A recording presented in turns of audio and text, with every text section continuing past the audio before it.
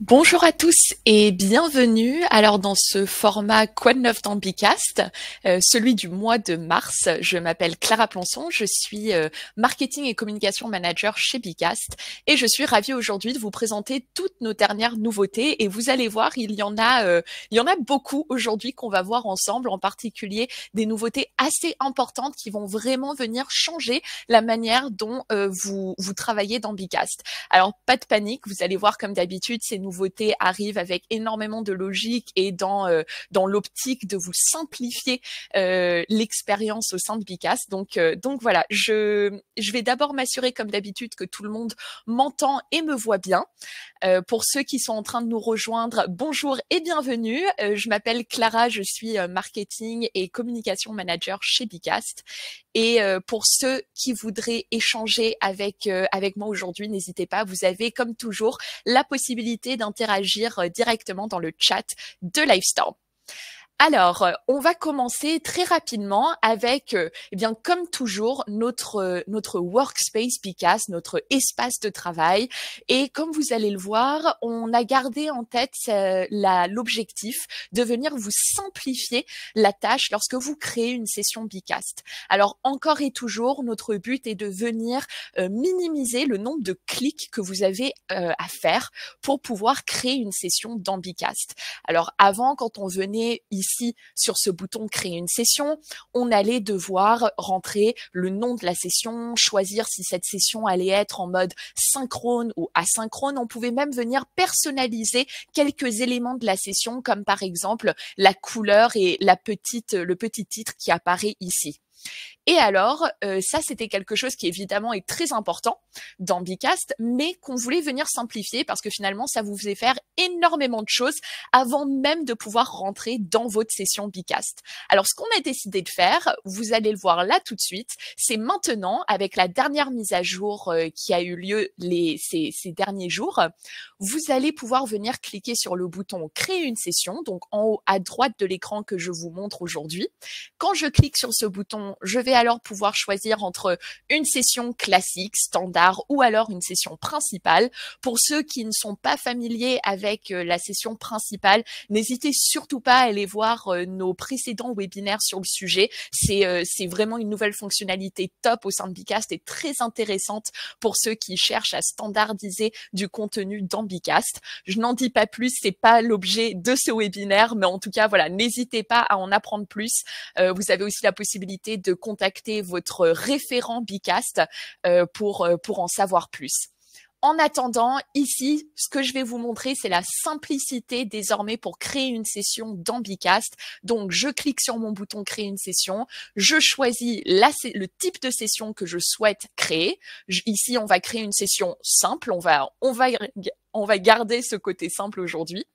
Je viens cliquer sur session. Et là, en un seul clic, comme vous pouvez le voir, je suis automatiquement redirigée dans mon espace de création de session. Donc, plus besoin en fait de donner un titre à ma session. Comme vous pouvez le voir, en fait, j'ai un titre qui est désormais là par défaut, que je peux évidemment venir modifier en cliquant sur cette petite boîte ou alors en cliquant sur le petit stylo juste ici.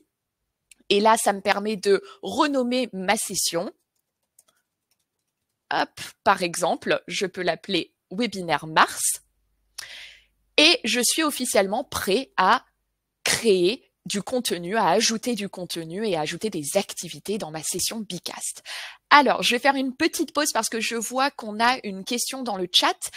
Christopher nous demande « Bonjour, où trouve-t-on le webinaire sur la session principale ?» Alors, j'ai absolument le lien de cette session. Je vais vous le partager juste après. En tout cas, n'hésitez pas à vous rendre sur notre chaîne YouTube. C'est très pratique pour voir tous nos derniers webinaires. Je vais regarder tout de suite si je peux vous trouver la vidéo. Ne bougez pas. Hop. Super, la voici et je vais vous la partager immédiatement. Comme ça, vous avez le lien et vous pouvez bien évidemment aller regarder ce webinaire. Voilà. Alors, je continue. Donc, on a créé maintenant une session en un seul clic. Je pense que certains ici vont immédiatement me dire, mais attendez, avant, je pouvais toujours choisir entre une session synchrone et une session asynchrone. Alors, pas de panique, c'est vraiment un des plus gros changements qu'il va falloir noter aujourd'hui dans ce webinaire. Désormais, quand vous créez une session Bicast, votre session va toujours être en mode synchrone par défaut.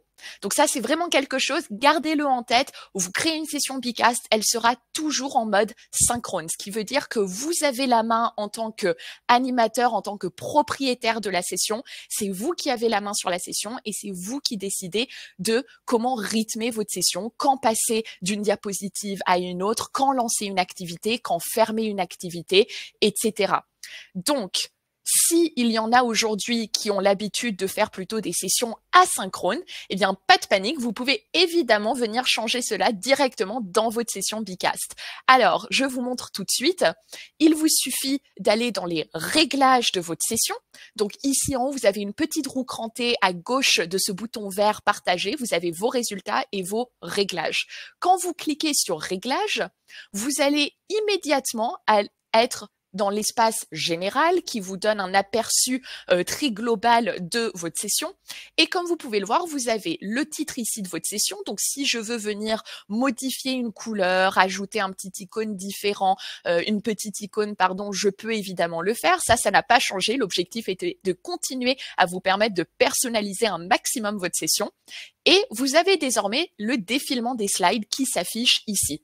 Donc, ce mode de défilement, comme vous pouvez le voir, par défaut, il est en mode synchrone, mais vous pouvez évidemment venir cliquer sur asynchrone pour changer le mode de défilement de votre session.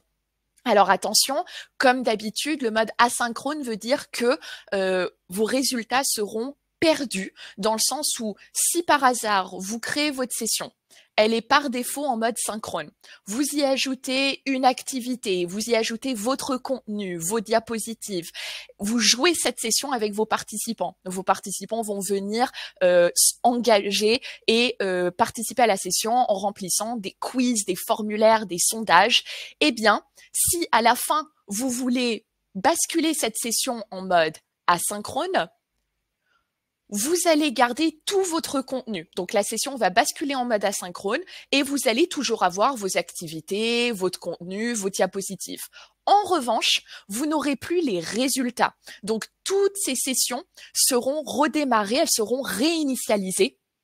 Et donc, il faudra rejouer ces activités. Donc, attention, si vous avez joué des activités et que vous ne souhaitez pas perdre les résultats, je vous invite à venir télécharger et exporter les résultats de votre session en amont avant de faire le passage en mode asynchrone.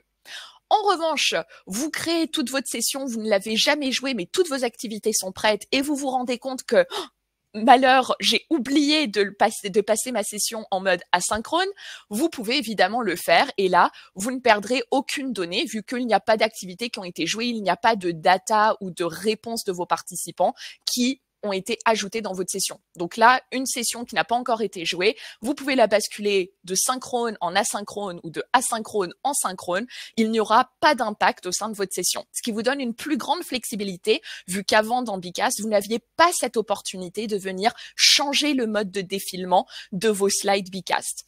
Voilà, donc ça, c'est vraiment une grande nouveauté. Il faut vraiment le voir comme votre session en mode synchrone par défaut et à partir du moment où vous avez ça en tête, vous avez vraiment le même fonctionnement comme d'habitude, la possibilité de basculer votre session dans un autre mode si vous le souhaitez. Et un autre petit changement, évidemment, les activités challenge. Donc l'activité challenge qui est une activité disponible au sein de Bicast, ça c'est une activité qui ne fonctionne que en mode synchrone. Donc si vous avez une activité challenge quand votre session est en mode synchrone et que vous décidez de basculer en mode asynchrone, attention, quand vous enregistrez la session, vous allez avoir l'activité challenge qui sera supprimée. Voilà, donc je clique sur réinitialiser et comme vous pouvez le voir, je suis désormais en mode asynchrone. Pour cette session, je vais rebasculer en mode synchrone pour vous montrer un peu le reste des changements dans Bicast. C'est clair pour tout le monde. N'hésitez surtout pas à m'arrêter dans les commentaires de Livestorm. Je suis absolument disponible pour revenir sur quelque chose si c'était pas clair. Et on va pouvoir continuer avec eh bien notre deuxième grande nouveauté que j'ai vraiment hâte de vous présenter. C'est vraiment quelque chose qui, je trouve, change totalement l'usage de Bicast et va venir simplifier votre vie en tant qu'animateur et créateur de sessions. Je vous montre tout de suite. Aujourd'hui, quand vous créez une session dans Bicast, je pense que tout le monde avait l'habitude, on va prendre par exemple une activité notation. Donc quand je cliquais sur l'activité notation, j'ai toujours, alors veuillez m'excuser, j'ai de temps en temps un réseau un peu plus lent aujourd'hui sur Paris, donc s'il y a des petits messages d'erreur, pas de panique, c'est de mon côté, c'est le Wi-Fi. Alors, comme je le disais, quand vous ajoutez une activité notation, vous avez toujours cette colonne ici à droite qui vient s'ouvrir et où vous allez pouvoir donner un nom à votre activité. Vous allez pouvoir choisir la paramétrer. Donc ici, je vais décider que notre notation va se faire sur 5 étoiles. Je peux évidemment décider un peu de comment les résultats s'affichent. Voilà, comme d'habitude. Et je devais toujours cliquer sur enregistrer. Ce qui n'était pas très pratique et un retour qu'on a eu de beaucoup de participants et d'utilisateurs comme vous, c'est que quand je crée mon activité, vous pouvez le voir dans mon écran central ici, il n'y a rien qui se passe. J'ai un écran blanc avec 3 petites étoiles qui sont supposées montrer que c'est une activité de notation, mais en tant que créateur, je ne peux pas vraiment prévisualiser à quoi va ressembler mon activité. Et donc ça, c'est quelque chose qui peut être par moments un peu compliqué parce qu'on a du mal à se projeter et on ne se rend pas vraiment compte de ce qu'on est en train de créer. Donc, ce qu'on a fait dans Bicast, alors quand je clique sur enregistrer, j'ai bien évidemment mon activité qui est prête à se lancer. Donc, vous avez votre activité de notation. Mais ce qu'on a fait aujourd'hui sur 3 activités pour l'instant, le nuage de mots, le quiz et le sondage, eh bien, c'est la prévisualisation en temps réel. Donc, désormais, quand vous cliquez sur créer un quiz, par exemple, vous pouvez voir que vous avez une prévisualisation, de ce à quoi va ressembler votre activité quiz.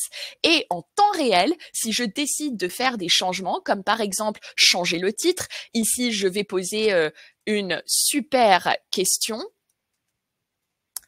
Et comme vous pouvez le voir, hop, ma super question apparaît en temps réel, en mode prévisualisation.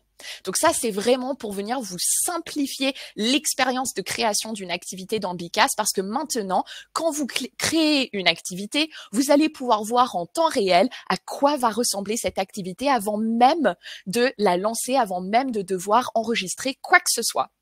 Et en parlant d'enregistrement, ce qui est vraiment intéressant ici, c'est que comme vous pouvez le voir, notre bouton enregistrer a disparu.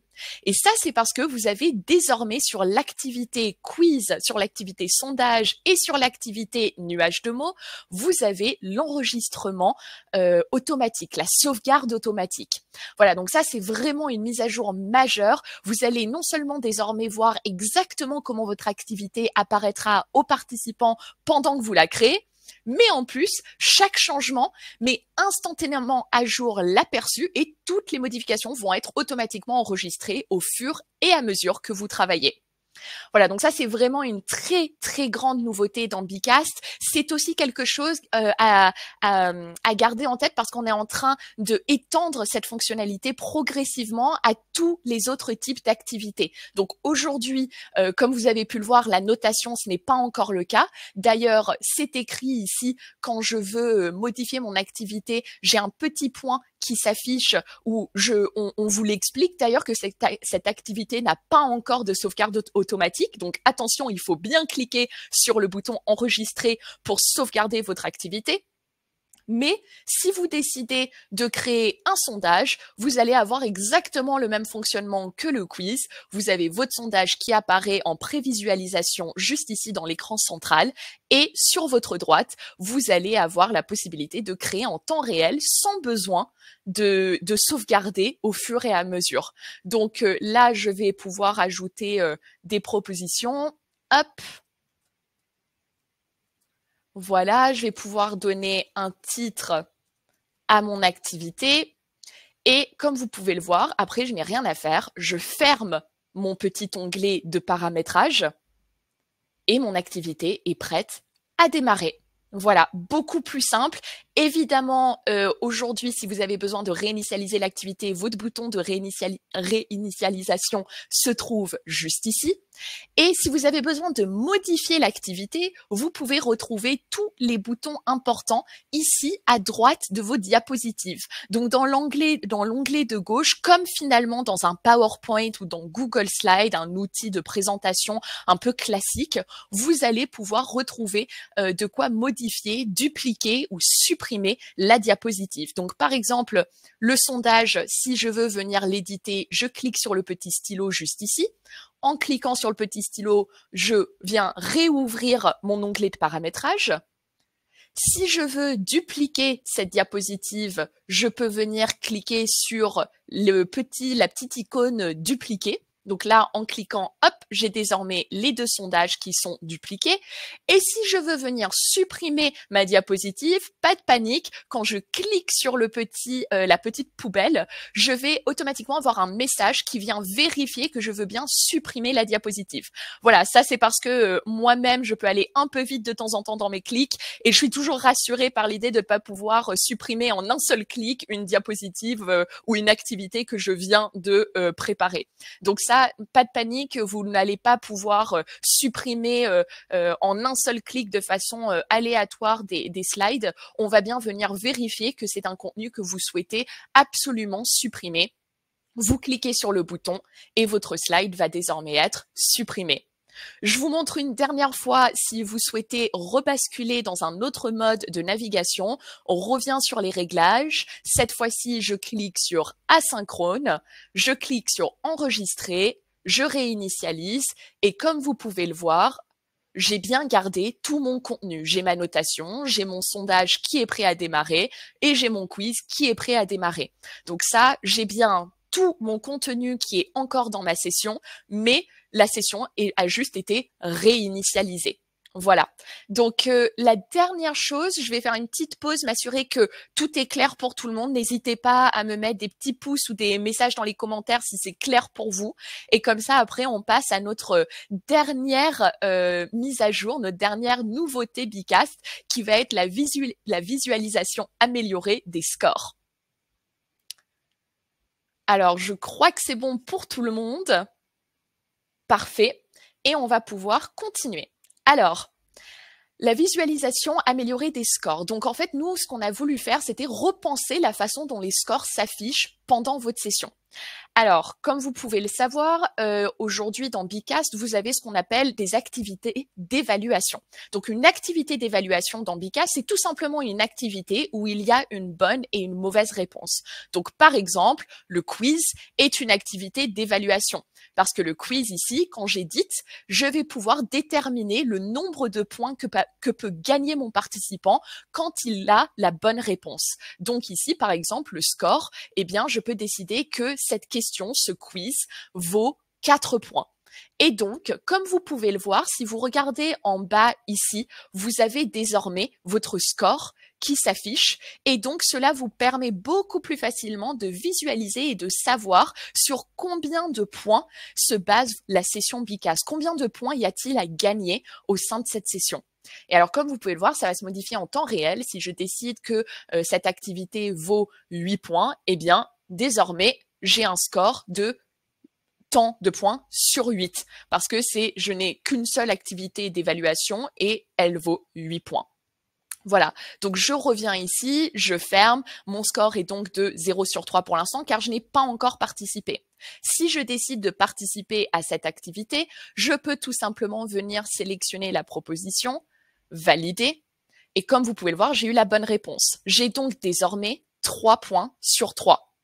Donc ça, c'est encore une fois quelque chose où avant, c'était beaucoup moins visible. On avait eu beaucoup de retours où nos utilisateurs, que ce soit des animateurs, mais aussi des participants, avaient du mal à suivre leur score au sein d'une session Bicast. Ils étaient un peu perdus pour savoir ce à quoi ils avaient répondu, combien de quiz il restait dans une session, combien d'activités d'évaluation et combien de points on allait avoir au sein d'une session Bicast. Et ça, aujourd'hui, c'est beaucoup plus visible. C'est en bas ici. ici. Et pour un participant, ce sera présent. C'est exactement cette même petite boîte avec écrit mon score et le nombre de points, mais elle va se trouver pour les participants en haut à gauche de leur avatar. Voilà, donc ça sera un peu ici entre, au lieu du bouton présenter, vous pouvez imaginer que ce sera le bouton mon score. Donc pour un participant et pour un animateur, beaucoup plus facile. Alors, Marie demande, est-ce qu'il est possible de masquer cette indication pour les participants? Je vais revoir ça avec notre équipe produit. Il me semble que oui. Je veux pas m'avancer, Marie, mais il me semble, c'est quelque chose que vous pouvez demander évidemment à votre référent Bicast. Je pense que oui, parce que comme toujours, nous n'avons pas changé le fait de pouvoir, par exemple, cacher les réponses à des participants dans un quiz. Donc, par exemple, si vous avez 14 participants qui viennent répondre, vous pouvez décider que les réponses ne vont pas, la bonne réponse ne va pas s'afficher en temps réel quand la personne aura répondu, afin de ne pas dévoiler aux autres participants la bonne réponse. Donc, pour garder un peu ce secret et ce score quand vous essayez de faire des formations, des quiz ou même des cours et des contrôles en salle de classe, par exemple, il me semble qu'on a essayé de garder cela secret. En tout cas, c'est quelque chose que je remonterai à notre équipe produit si ce n'est pas le cas, et je vérifierai pour vous ça à la fin du webinaire. Voilà, je termine en disant que si évidemment vous souhaitez en savoir un peu plus sur votre score, il vous suffit désormais de cliquer sur mon score et vous allez avoir un petit récapitulatif qui s'affiche où vous pouvez voir que vous avez eu 3 points sur 3 ici. Donc par exemple, si je viens dupliquer et que cette fois-ci je décide d'avoir eh bien tout simplement la mauvaise réponse, hop, je vais recharger, j'ai un petit temps d'attente sur mon Wi-Fi, encore une fois. Super, les aléas du Wi-Fi au sein d'une session Bicast, je pense que tout le monde sait à quoi ça peut ressembler. Donc imaginons, je crée hop, un autre quiz. Cette fois-ci, ce sera donc la réponse 2 qui est la bonne réponse. Hop. Voilà. Et je veux participer, et bien cette fois-ci, si je mets par exemple la réponse 3, donc je sais que je vais avoir la mauvaise réponse et que je valide. Comme vous pouvez le voir, j'ai désormais que 3 points sur 7 car je n'ai pas eu la bonne réponse et donc je n'ai pas eu tous les points, je n'ai pas gagné tous les points au sein de cette session. Si je clique sur mon score, j'ai désormais ma super question, donc mon premier quiz où j'ai bien eu la bonne réponse et donc j'ai mes 3 points. Et j'ai sur ce deuxième test 0 sur 1 point et je n'ai pas encore répondu au dernier quiz qui est sur 3 points. Voilà, donc ça vous permet vraiment d'avoir un récapitulatif pour savoir ce à quoi vous avez déjà répondu, ce qui est en attente en termes de points, savoir qu'est-ce qui était la bonne réponse, qu'est-ce qui était la mauvaise réponse et votre score final au sein d'une session Bicast. Tout ça d'une manière beaucoup plus visuelle et facile à accéder. Donc, n'hésitez pas à tester. C'est assez sympa, surtout quand vous essayez de gamifier certaines présentations, certaines sessions, que ce soit à travers de la formation ou même finalement, ça peut être pour ouvrir une réunion, pour venir tester les connaissances de vos participants, de vos collègues. Voilà, il y a 10 000 façons d'animer des quiz pour plein d'objectifs différents. N'hésitez pas à tester avec votre nouveau onglet score qui est plus visible que jamais. Voilà, merci à tous. Eh bien, c'était un webinaire court mais efficace pour vous présenter ces grands changements au sein de Bicast. Comme d'habitude, les webinaires Quoi de neuf dans Bicast arrivent tous les mois. Donc, c'est quelque chose qu'on a mis en place pour vous tenir informés des changements. Ce que je vous conseille, c'est si vous voulez continuer à être au courant des dernières modifications et des dernières évolutions au sein du produit, je vous invite à vous inscrire à notre prochain webinaire. Je vais vous envoyer un petit lien juste ici. Vous allez recevoir une notification directement dans Livestorm. Si vous souhaitez vous inscrire à notre prochain webinaire Quoi de neuf dans Bicast, vous pouvez le faire en cliquant sur le bouton s'inscrire maintenant. Il aura lieu en fin avril, il me semble, et ce sera l'occasion pour vous de venir découvrir ce qu'on vous a préparé en fin d'avril comme nouveauté dans Bicast. Voilà, donc n'hésitez pas. Pour ceux qui auraient peut-être plus de questions ou qui voudraient prendre rendez-vous avec leur expert Bicast, notre équipe Customer Success est toujours à l'écoute. Donc si vous êtes client chez Bicast et que vous souhaitez en apprendre un peu plus, je pense aussi aux sessions principales secondaires, c'est vraiment la toute dernière fonctionnalité. J'essaierai peut-être de faire un webinaire si ça en intéresse certains, avec un peu plus d'informations sur comment préparer une session principale, secondaire, comment ces sessions fonctionnent, en quoi c'est différent d'une session normale, quels sont tous les avantages de cette nouvelle fonctionnalité Bicast. Pour ceux qui seraient intéressés d'en savoir un peu plus rapidement, je vous invite à juste ici, prendre rendez-vous avec un expert Bicast. Vous allez pouvoir rencontrer un membre de notre équipe Customer Success qui vient vous accompagner dans l'usage de Bicast, et ils seront ravis de prendre 15-30 minutes avec vous pour vous présenter les dernières nouveautés, mais aussi de vous parler de la session principale secondaire, qui est vraiment une fonctionnalité, si vous n'avez pas encore testé, je ne peux que vous la recommander. J'espère que ce webinaire vous a plu. Je vous laisse un peu de temps pour cliquer sur ces liens. Si vous avez des questions, n'hésitez surtout pas, et je vous dis à très bientôt pour un prochain webinaire. Merci à tous pour votre participation. Merci Marie, merci Nathalie, merci Christopher, Aneta, Bruce, Yannick. Merci à tous. Passez une excellente journée et à très bientôt. Au revoir.